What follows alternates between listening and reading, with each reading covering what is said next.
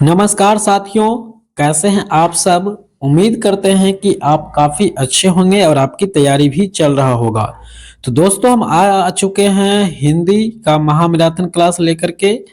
और इस महामैराथन क्लास में हम ऑब्जेक्टिव को इस तरह से कवर करने वाले हैं दोस्तों कि आपका पूरा सिलेबस एक ही वीडियो में खत्म हो जाएगा।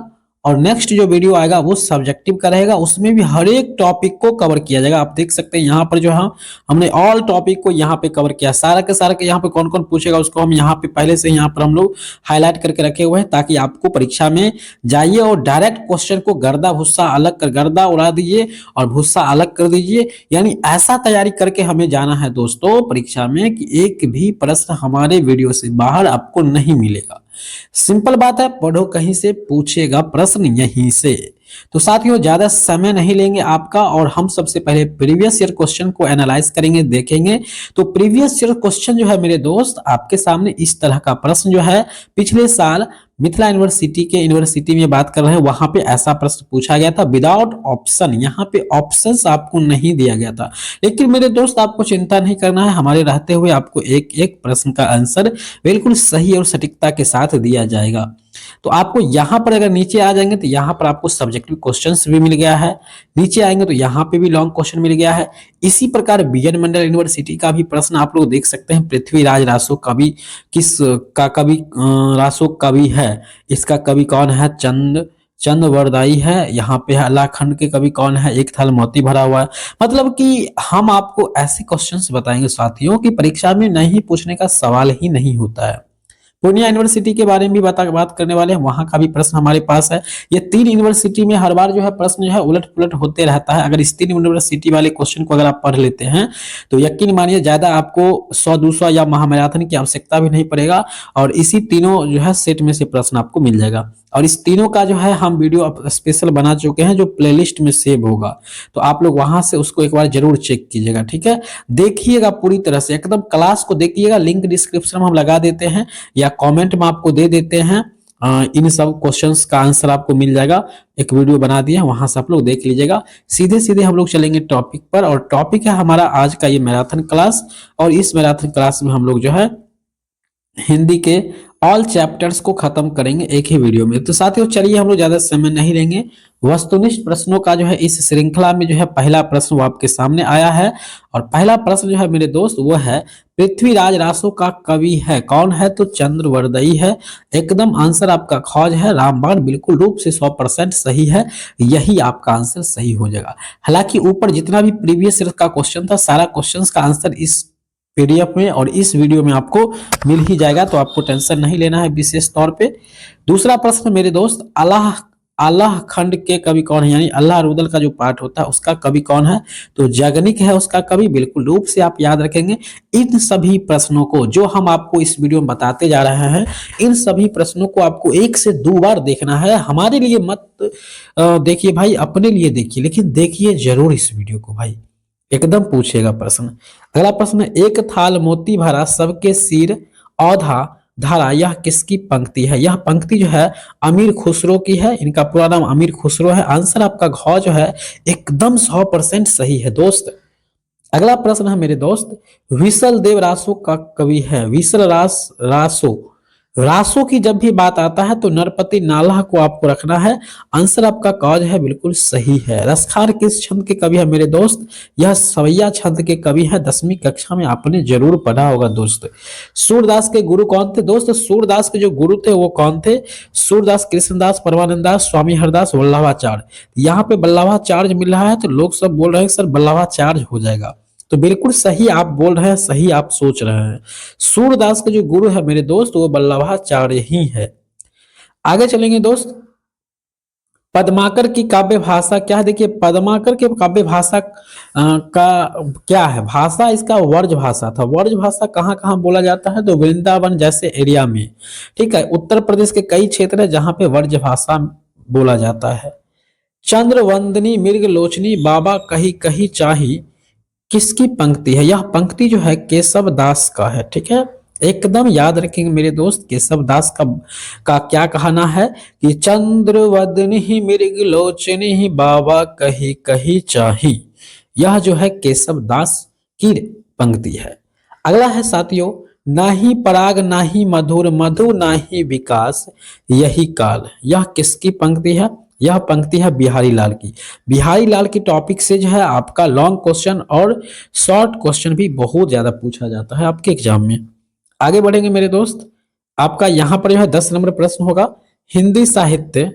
यहां से आपको याद करते हुए चलना है। हिंदी साहित्य के इतिहास को शुक्ल जी, देखिए रामचंद्र शुक्ल को अगर आप भूल जाते हैं फर्स्ट सेमेस्टर में तो समझिए आप हिंदी नहीं पढ़वे नहीं किया। अगर रामचंद्र शुक्ल के बारे में कुछ भी नहीं जानते हैं तो शुक्ल जी ने कितने कालों में बांटा था? देखिए हिंदी साहित्य के इतिहास को रामचंद्र शुक्ल जी ने 4 कालों में बांटे हैं। ठीक है, आंसर आपका ग हो जाना चाहिए यहाँ पर बिल्कुल सही। 11 है, हिंदी साहित्य के आरंभिक काल को आचार्य रामचंद्र शुक्ल ने क्या नाम दिया था? तो इनको नाम वीर गाथा दिया था। वीर गाथा और वीर कथा में अंतर होता है, वीर गाथा ही होगा। पहला ऑप्शन से ही 100% आपका सही है। चलिए 12 नंबर प्रश्न मेरे दोस्त आपके सामने, हिंदी साहित्य के इतिहास लेखन की परंपरा का सूत्रपात किसने किया था मेरे दोस्त? इसका जो सूत्रपात किया था दोस्त वो रामचंद्र शुक्ल ने किया था। आंसर कॉज है ये 100% आपका बिल्कुल सही हो जाएगा। आगे बढ़ेंगे मेरे दोस्त, आपका 13 नंबर प्रश्न है साथियों, रीति काल के किस कवि ने श्रृंगार, वीर और भक्ति रस की रचना की है? तो दोस्त यहां पर जो आंसर होगा वो भूषण हो जाएगा। ठीक है, एकदम 13 नंबर प्रश्न, रीति काल के किस कवि ने श्रृंगार, वीर और भक्ति रस की रचनाएं लिखी है? वो हो जाएगा भूषण। बहुत महत्वपूर्ण प्रश्न है। 14 नंबर प्रश्न है, रीति काल की परंपरा में अंतिम श्रृंगारी कवि शुक्ल जी किसे मानते हैं?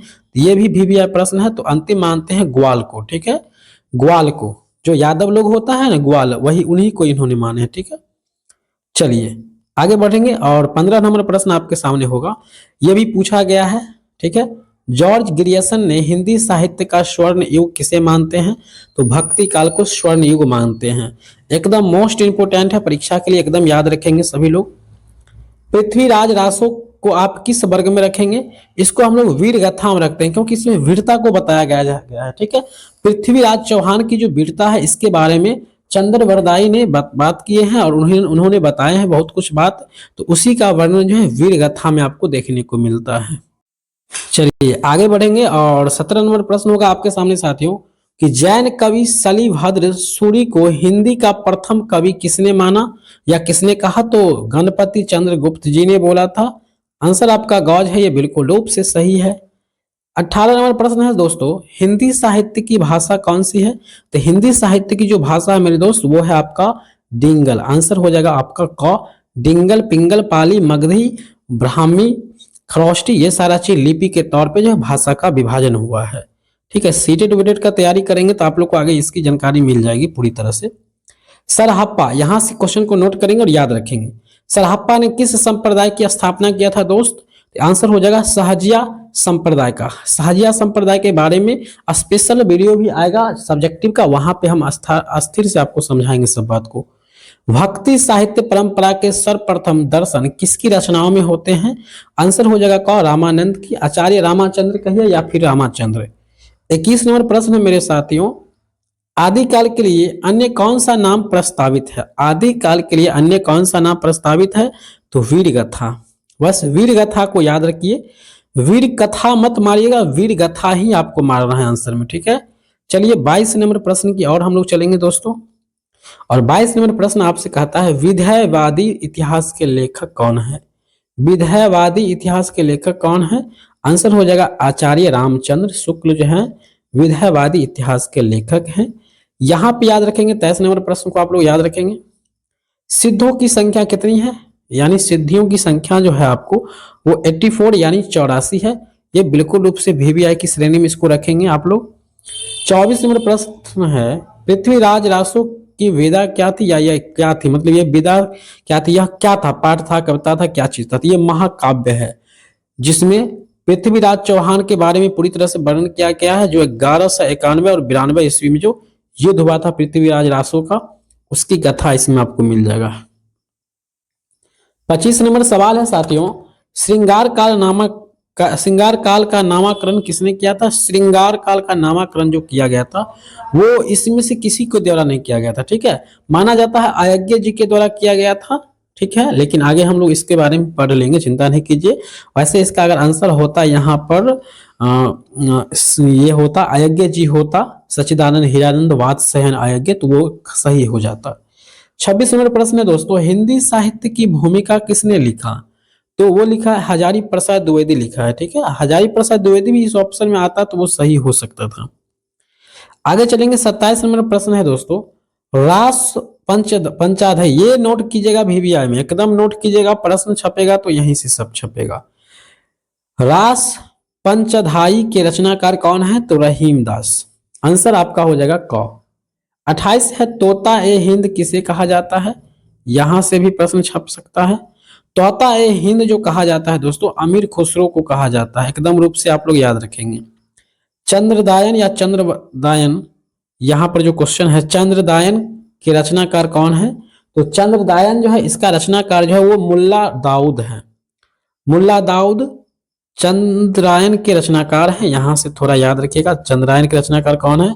मुल्ला दाऊद। अष्टछाप कवियों में वल्लभाचार्य के कितने शिष्य थे? तो 8 शिष्य थे। ये VVI प्रश्न है 30 नंबर, इसको आप लोग 1-2 बार जरूर नोट कीजिएगा, याद रखिएगा। मल्लिक मोहम्मद जायसी जो एक आंख से अंधा थे। साथियों, मल्लिक मोहम्मद जायसी के बारे में जो है आपने 10वीं और 12वीं कक्षा में जरूर तनी मनी पढ़े होंगे।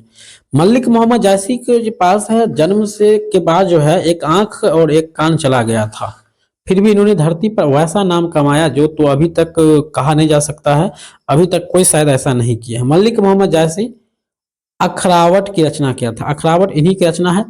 पद्मावती मोस्ट इंपोर्टेंट क्वेश्चन है, किनकी रचना है पूछा जाता है प्रश्न, तो वो आप कहिएगा किनकी रचना है? तो मल्लिक मोहम्मद जायसी की रचना है। 32 नंबर प्रश्न है, आचार्य रामचंद्र शुक्ल के अनुसार हिंदी साहित्य का इतिहास का आरंभ 1050 से होता है, जो कि बराबर है किसके बराबर है? ये 993 के बराबर है। ठीक है, 993 ईस्वी के बराबर है शक संवत में, और यहाँ पर ईस्वी में है 993 और शक संवत में है 1050। जैसे कि हिंदी में शक संवत चलता है ना, अभी अपन लोग 2025 चल रहा है और शक संवत में 2075-76 चल रहा होगा। ठीक है, ऐसा होता है। 33 नंबर प्रश्न है दोस्तों, पंचमेल, यहाँ पे समझेंगे सवालों को। पंचमेल खिचड़ी साधु ककरी भाषा किसकी है? यह भाषा जो है ये कबीर दास की है। ठीक है, 34 नंबर दोस्तों समझेंगे, इनमें से कौन अष्टछाप के कवि नहीं है? देखिए, अष्टछाप के कवि नहीं है, जब नहीं कहा है तो केशव दास को ले लीजिए, क्योंकि केशव दास का थोड़ा सा भी योगदान अष्टछाप में नहीं था। ठीक है, जैसे कवियों के जैसा इसमें थोड़ा भी गुण नहीं था। 35 नंबर है, हिंदी साहित्य का सरल इतिहास पुस्तक के रचयिता कौन है? तो विश्वनाथ त्रिपाठी है। आंसर आपका कॉज है दोस्तों, वो बिल्कुल सही हो जाएगा। 36 नंबर प्रश्न होगा मेरे दोस्त, श्रवाकाचार के रचनाकार कौन है? यहां से प्रश्न नोट करेंगे आप लोग, 36 नंबर को VVI में रखेंगे। इसका जो रचनाकार है वो है देवसेन। आंसर आप लोग को क बिल्कुल सही हो जाएगा। 37 नंबर प्रश्न को आप लोग याद रखेंगे, जगनीकृत की रचना कर कौशने किसने किया था? परमाल रासु ने। जगनीकृत, उसके बाद है 38 नंबर, आपको याद रखना है प्रश्न को, हिंदी है, यहाँ पे कुछ ऐसा है नहीं घटना, लेकिन आपको ध्यान रखना है। सरहपा सबरपा लोइपा का संबंध किससे है? तो सिद्ध साहित्य से है, और सिद्ध की संख्या कितना है मेरे दोस्त? तो वो है 84। ठीक है, 39 नंबर प्रश्न को बिल्कुल रूप से भूलिएगा नहीं तो ये प्रश्न आपको भुला देगा एग्जाम में और आपको फिर आपके साथ बुरा कर देगा। डिंगल पिंगल भाषा का प्रयोग होता था, कब होता था? तो आदि काल में होता था। आदि काल मतलब बहुत पुराने समय में होता था। चलिए 40 नंबर प्रश्न को देखेंगे। 40 नंबर प्रश्न होगा हमारे सामने, भक्ति आंदोलन को भारतीय चिंतन धारा का स्वाभाविक विकास किसने माना है? इसका स्वाभाविक विकास जो है आचार्य हजारी प्रसाद द्विवेदी।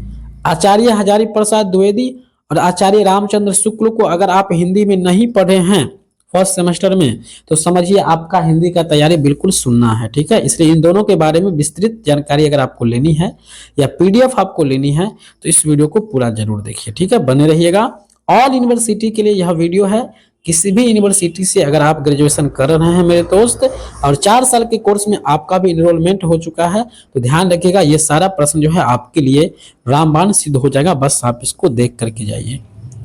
इंदुमती रानी को कैतकी की कहानी की रचना कौन सी विधा है? ये हिंदी का टॉपिक है, इसको याद रखेंगे, क आंसर हो जाएगा, यह कहानी इंदुमती रानी। अब जैसे राजा रानी की चर्चा होता है तो वहां पे कहानी का ही बात होगा और कहानी ही होगा। 42 नंबर प्रश्न है, बौधा ठाकुर आलम ये सब लोग कैसा कवि है? देखिए यहाँ पे थोड़ा समझने वाली बात है। 42 नंबर में ये बौधा अलग है, ठाकुर अलग है, आलम अलग है, क्योंकि सभी में कॉमा लगा हुआ है। और ये सब कैसा कवि है? ये सब रीति मुक्त कवि हैं। मतलब रीति, जैसे कभी कभी कोई कोई रीति चलता है ना, उस सब रीति से मुक्त ये सब जो है कवि है आपका। चलिए आगे बढ़ते हैं हम लोग, आगे चलेंगे हम लोग 43 नंबर प्रश्न पर। यहाँ पर है रीतिवद्ध कवि है, यानी रीतिवद्ध कौन कवि है? तो यहाँ पर हो जाएगा आंसर ख मतीराम, ये रीतिबद्ध कवि है, ठीक है, यानी रीतिबद्ध है। 44 नंबर प्रश्न को एकदम भूलना पाप है भाई साहब, एकदम याद रखिएगा। अद्वैतवाद के प्रवर्तक कौन है दोस्त? अद्वैतवाद के जो प्रवर्तक हैं वो है शंकराचार्य। अब ऐसा ना हो कि साथियों सारा प्रश्न हमारे इस वीडियो से मिलेगा ही, और मिल जाएगा तो फिर ऐसा नहीं लोग इस पर सवाल उठाएंगे कि आपको आर्ट तो नहीं था पहले से, लेकिन आप देख कर जाइए सारा प्रश्न मिलेगा, ठीक है। विनय पत्रिका किनकी रचना है दोस्तों? विनय पत्रिका जो है ये जो है आपका तुलसीदास की रचना है, आंसर आपका ख हो जाएगा, ठीक है। साथियों तुलसीदास की सबसे एक बहुत बड़ी रचना है रामचरितमानस, ठीक है, ये बहुत बार पूछा गया है और इस बार भी पूछा जाएगा। रामचरितमानस जो है किनकी रचना है? तो आप लोग एकदम मारिएगा इसी का, ठीक है, रामचरितमानस। 46 नंबर प्रश्न है, उद्भव शतक के रचनाकार कौन है? उद्भव शतक के रचनाकार जो है जगन्नाथ दास रत्नाकर है। उद्भव शतक के रचनाकार जो है जगन्नाथ दास रत्नाकर है, आंसर आपका क बिल्कुल सही है। 47 नंबर प्रश्न होगा दोस्तों, कहता है शिवराज भूषण एवं छत्रसाल दशक के रचनाकार कौन है? तो यहाँ पे भूषण हो जाएगा, जब भूषण यहाँ पे आया है तो फिर कहाँ पे भागेंगे, भूषण के साथ ही आंसर चला जाएगा। 48 नंबर प्रश्न है दोस्तों, भाषा योग विशिष्ट के रचयिता कौन है? ये प्रश्न को VVI में रखेंगे सब लोग। भाषा योग विशिष्ट के रचयिता राम प्रसाद निरंजनी है, आंसर आपका क की ओर चला जाएगा, जो बिल्कुल रूप से सही होगा। 49 नंबर प्रश्न है दोस्त, यहाँ पे याद रखेंगे आप लोग। 49 नंबर प्रश्न कहता है आपको, तो साथियों 49 नंबर जो प्रश्न है आपके सामने, राजभोज का सपना के रचनाकार कौन है? तो चलिए इसका जो रचनाकार कौन है तो हम लोग जान लेते हैं। राजभोज का है तो यहाँ पर हो जाएगा सपना का रचनाकार, यहाँ पर दो राजा लक्ष्मण सिंह नहीं होगा, राजा शिव प्रसाद सितारे हिंद हो जाएगा, आंसर आपका क हो जाएगा। 50 नंबर है, अति सुदो स्नेह को मार्ग, यह किसकी पंक्ति है? तो अति सुदो स्नेह को मार्ग यह पंक्ति जो है घनानंद साहब का है, और घनानंद के प्रेमिका का नाम जो है वो सुजान था, ठीक है। चलिए आगे बढ़ते हैं 51 नंबर प्रश्न की और हम लोग चलेंगे साथियों। 51 नंबर प्रश्न आपका क्या कहता है? कहता है गुरु गोविंद सिंह दऊ खरे काके लागू पांव, यह पंक्ति किसकी है? गुरु गोविंद दऊ खरा काके लागू पांव, बल हरि गुरु आपने झट गोविंद दियो बता, यह पंक्ति जो है कैसा है? राम भक्त सगुन मार्गी कवि की है, कृष्ण भक्त सगुन मार्गी कवि के हैं, या प्रेम मार्ग या ज्ञान मार्ग? तो प्रेम मार्ग नहीं होगा और ज्ञान मार्ग नहीं होगा। अब जो है सबसे पहले आपको ये पता करना है कि ये किन की पंक्ति है, ठीक है। गुरु गोविंद दऊ खरा काके लागू पाँव, बल हरे गुरु आपने झट गोविंद दियो बता, तो यह पंक्ति जो है ऐसा कहा, कौन कहा है, कबीर ने या रहीम ने? तो आप लोग के मन में ये डाउट उठ रहा होगा, तो चलिए इसका आंसर को हम लोग सही से समझ लेते हैं। तो इसका जो आंसर हो जाएगा साथियों वो हो जाएगा राम भक्त, क्योंकि यहाँ पर ये पंक्ति है आपका कबीरदास का, ठीक है। और कबीरदास जो वो पुजारी थे या फिर जिस भगवान को मानते थे वो राम भक्त थे, ठीक है। हालांकि ये निर्गुण भक्ति के थे, इस बात को भी आप लोग याद रखेंगे। आगे आपका है 52 नंबर, भ्रमर गीत में वर्णन है, भ्रमर गीत में किसका वर्णन है? सीता लक्ष्मण गोपी उद्धव या महाजल? इस प्रश्न का जो आंसर वैसे भ्रमर गीत में है, क चला जाता है, लेकिन इस क्वेश्चन में डाउट है तो इसको हम छोड़ देंगे, क्योंकि इसका आंसर भी यहाँ पे नहीं दिया हुआ है। मैथिली भाषा में विद्यापति पदावली कृताली कौन है? तो यहाँ पर जो है मैथिली मिथिला के मंत्री या मैथिली कवि है वो विद्यापति है। ठीक है, यहाँ पर आंसर जो है आपका वो हो जाएगा, आपका क हो जाएगा, बिल्कुल रूप से सही आंसर हो जाएगा। आगे बढ़ेंगे, आपका 54 नंबर प्रश्न है दोस्तों, सेनापति किस युग के कवि हैं? तो सेनापति जो है ये रीति काल के कवि हैं, तो आंसर आपका ख जो है बिल्कुल रूप से आपका सही हो जाएगा। 55 नंबर प्रश्न है साथियों, भक्तिकालीन सूफी विचारधारा किन कवियों में प्रबल था, किन कवियों में अधिक देखा गया है? तो जो प्रेम मार्ग के कवि है, जो प्रेम के राह पर चलता है, उनमें जो है सूफी विचारधारा जो है काफी प्रबल देखा गया है। आगे बढ़ते हैं, आपका 56 नंबर प्रश्न है आपके सामने, भक्तिकालीन महाकाव्य हैं, यह किसकी महाकाव्य है? तो ये पद्मावत की। ठीक है, भक्ति पद्मावत की। चलिए आगे बढ़ते हैं, आपका 57 नंबर प्रश्न है, प्रेम के पीर कवि माने जाते हैं। प्रेम के पीर कवि किसको बताया गया है? तो प्रेम के जो पीर है घनानंद है। हालांकि अगर मलिक मोहम्मद जैसी होता तो वो भी आंसर बिल्कुल सही हो जाता। अगला है, हिंदी साहित्य के इतिहास को कितने कालखंडों में विभाजित किया गया है? तो 4 कालखंडों में बांटा गया है आचार्य रामचंद्र शुक्ल के द्वारा। 59 नंबर प्रश्न है साथियों, वीरगाथा काल का नामकरण किसने किया है? तो रामचंद्र शुक्ल ने किया है। मोस्ट इंपोर्टेंट क्वेश्चन है आपके परीक्षा के लिए। 60 नंबर प्रश्न है, आदिकाल का नामकरण किसने किया है? तो आदिकाल का भी नामकरण हजारी प्रसाद द्विवेदी ने किया है आदिकाल का। और वीरगाथा काल का नामकरण जो है रामचंद्र शुक्ल ने किया है। ये दोनों 59 और 60 एकदम रूप से याद रखिएगा। ठीक है, 61 नंबर प्रश्न है मेरे भाई, हिंदी साहित्य का इतिहास किनकी रचना है? तो हिंदी साहित्य का जो इतिहास है यह किनकी रचना है? तो यह है रामचंद्र शुक्ल की। आंसर आपका कॉज है, ये बिल्कुल रूप से सही हो जाएगा। 62 नंबर प्रश्न है, हिंदी साहित्य का वैज्ञानिक इतिहास किनकी कृति है? तो वैज्ञानिक इतिहास जो ये है गणपति चंद्र गुप्त की कृति है। ये भी प्रश्न पूछा गया है प्रीवियस ईयर क्वेश्चन में। चलिए, यानी पिछले साल। 63 नंबर प्रश्न है आपके सामने, मैथिली की कोकिला किस कवि को कहा जाता है? मोस्ट इंपोर्टेंट क्वेश्चन है, VVI है। तो मैथिली की जब भी मिथिला की चर्चा होगा तो विद्यापति से हटकर आंसर ही नहीं जाएगा। कीर्तिलता किनकी रचना है? तो कीर्तिलता है विद्यापति की ही रचना है। ठीक है, तो इसके अकॉर्डिंग जो है ऊपर एक क्वेश्चन था, इसका आंसर कौन होता है? यहाँ पर रुक जाइएगा 1 मिनट। यहाँ पर जो है मैथिली भाषा में है विद्यापति पदावली और कीर्तिलता। देखिए यहाँ मैथिली भाषा में केवल विद्यापति पदावली है, ये कीर्ति का लता का भाषा अलग है। लेकिन ये कीर्तिलता का रचना पूछेगा किसकी है तो विद्यापति का, ये बात हो जाएगा। चलिए, वर्ण रत्नाकर किनकी कृति है? तो वर्ण रत्नाकर ये जो कृति है जयतीश्वर ठाकुर की है। मित्र बंधुओं में सम्मिलित है, क्या सम्मिलित है? तो उपयुक्त सभी बात हो जाएगा। यहाँ पर ये सभी लोग हैं मित्र बंधु में, सभी लोग के टीम है। हिंदी साहित्य की आदिकाल किनकी कृति है? याद रखिएगा आचार्य हजारी प्रसाद द्विवेदी। हिंदी आदिकाल की जब भी चर्चा होगा तो आपको आचार्य, वीर गाथा का काम होता है या वीर काल की काम होता है तो वहां पे रामचंद्र शुक्ल आ जाएंगे। खरी बोली हिंदी के प्रथम कवि कौन है? विद्यापति है। मृगवती के रचनाकार कौन है? मृगवती का कुतुबन है। बीजक के रचनाकार कौन है? यहां से प्रश्न को याद रखेंगे आप सभी भाई। बीजक के रचनाकार जो है कबीरदास है। मोस्ट इंपोर्टेंट प्रश्न है, हालांकि नीचे हम PDF भी आपको देने वाले हैं। अष्टछाप में कवियों की संख्या कितनी है दोस्त? तो अष्टछाप में जो कवियों की संख्या है 8 है। ठीक है, अष्टछाप में अ से अष्ट, अष्ट मतलब 8 होता है तो 8 हो जाएगा। पद्मावत किनकी रचना है? तो मलिक मोहम्मद जायसी। यहाँ पे आपको क आंसर हो जाएगा। रामचरितमानस की रचनाकार कौन है? तो तुलसीदास है।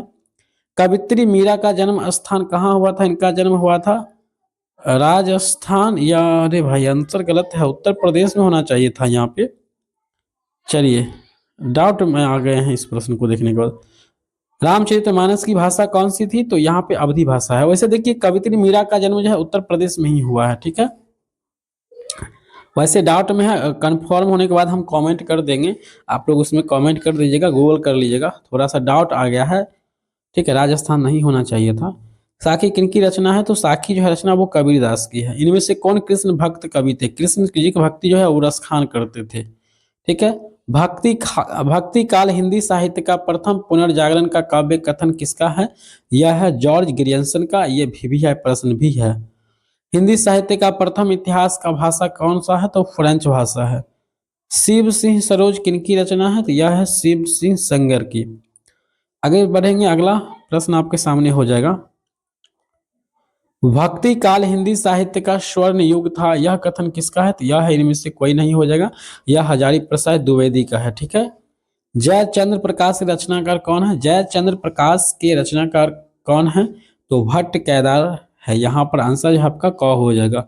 चलिए आगे बढ़ते हैं दोस्तों। यहाँ पे अति लघु उत्तरीय प्रश्न जो है कुछ यहाँ पर, ठीक है, यानी ऑब्जेक्टिव प्रश्न है। जैसे कि हिंदी साहित्य के प्रथम इतिहासकार कौन है, बस इतना आपको याद रख लेना है, जो जिस पर क्लिक लगा हुआ है। अमीर खुसरो किस काल के कवि है? तो ये आदिकाल के कवि हैं। और आदिकाल में हजारी प्रसाद द्विवेदी जी ने भी आदिकाल के बारे में बताए हैं। सिद्ध कवियों की संख्या कितनी है? तो 84 है, यहाँ पर आपके सामने दिया हुआ है। अष्टछाप में कितने कवि सम्मिलित हैं? तो 8 कवि है, जैसे जो कि ऊपर में हमने पढ़े हैं। भरतेश्वर बाहुबली रास किनकी रचना है? तो यहाँ पर आपका आंसर दिया हुआ है, श्री शैलेंद्र सूरी। घनानंद किस काल के कवि है? तो रीति काल के कवि हैं। पृथ्वीराज रासो किनकी है? तो चंद्रबंदई के है। नाभादास की सर्वाधिक रचना कौन सी है? तो भक्ति में है, भक्तिमाला। यहाँ पे है परमचरु किनकी रचना है? स्वयं भट्टू की है। स्वयंभू की है। आदिकाल के सिद्ध समाकाल किसने कहा था? तो ये राहुल संक्रांतम ने, शाकृत्यायन ने कहा था। कबीरदास किस प्रकार के कवि हैं? तो ये निर्गुण कवि है, हमने बताया भी था। और ये राम भगवान की पूजा भी करते थे। ठीक है। गुरु गोविंद दऊ खरू काके लागू पाऊं, ये कबीरदास का ही पंक्ति है। कबीरदास के गुरु कौन थे? तो स्वामी रामानंद है। रैदास किनके शिष्य हैं? स्वामी रामानंद के ही हैं। इसी प्रकार से और भी यहाँ पर है। पद्मावती किनकी रचना है? तो मलिक मोहम्मद जैसी की है। अष्टछाप किसकी सेवा के लिए बनाई गई थी? तो अष्टयाम सेवा के लिए। ठीक है। सूरदास के आराध्य कौन है? श्री कृष्ण भगवान है। सूर सागर के रचयिता कौन है? सूर सागर के रचयिता सूरदास ही है। सूर सागर के प्रारंभिक पद किससे संबंधित है? यह विनय से संबंधित है या सूरदास से संबंधित है, कह सकते हैं।